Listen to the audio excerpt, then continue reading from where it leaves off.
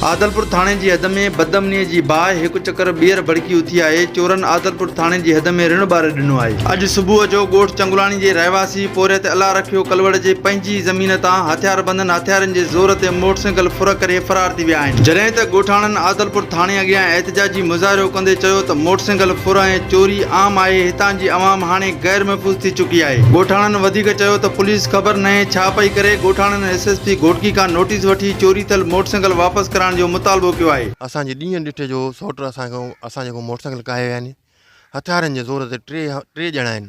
6:30 को टाइम आहे चोरी जो। असां त हैरान आहियूं, असां परेशान आहियूं त एतिरी बदमनी असांजी ज़िंदगी में असां कॾहिं न ॾिठी आहे।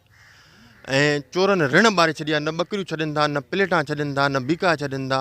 हिकिड़ो हफ़्तो अॻु में हे मीराणी असांजा पाड़े में वेठा नी, इन्हनि जी मोटरसाइकिल चोरी थी वई। जेकॾहिं असां उहा चोरी असांखे मिलिया त अॼु असांजी शायदि हीअ चोरी न थिए हा। खुदा जे वास्ते असां SSP के IG के DIG के इहा अपील कयूं था, खुदा जे वास्ते अमन करायो। जो भाउ सवेर 6:30 बजे खाद खणी वियो वण भराइण जे लाइ। सुबुह जो 6 बजे उन खां धाड़ेल 3 ॼणा धाड़ेल हुआ, मोटरसाइकिल खसे विया नी असांजे भाउ खां नई मोटरसाइकिल। उन खां हफ़्तो पहिरियों साॻी जॻह ते उहे मीराणी भाउ वेठा नी ग़रीब मुंहिंजी बनी में गाह करण आया हुया।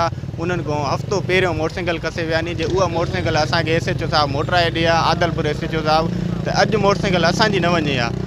जॾहिं अचूं था SSA साहिबु ॾे का बि चोरी थिए थी, बीको प्लेटां अलाए मोटरसाइकिलां अलाए छा जो छा चोरी करनि था। ॾींहं जो अचूं था साहिबु ॾे, साहिबु इहा ॻाल्हि करे थो त NC कटरायो, चोरी तव्हांखे वापसि कराए ॾींदासीं। अॼु ताईं असांखे का बि चोरी रिकवर कोन थी आहे। हिकु तरीक़ो आहे ॾींहं जो गाॾियूं खसूं असां मीराणियूं 10-12 ॾींहं असांखां ज़ोरनि जे हथियारनि जे ज़ोर ते 2 ॼणा काहे आहे गाॾी मोटरसाइकिल।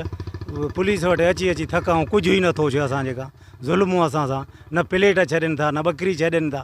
ॾींहं ॾिठे जो हिकु असां सां अपील आहे, खुदा जे कारण असांजी मदद करनि। असांजी मोटरसाइकिल खजी वियूं नी, असांखे मोटरसाइकिल वापसि मिलनि। ॾींहुं राति असां आधार में हू चोरी आहे। अमन छे DSP SB खे असांखे अपील आहे त असांखे वापसि गाॾियूं ॾियनि।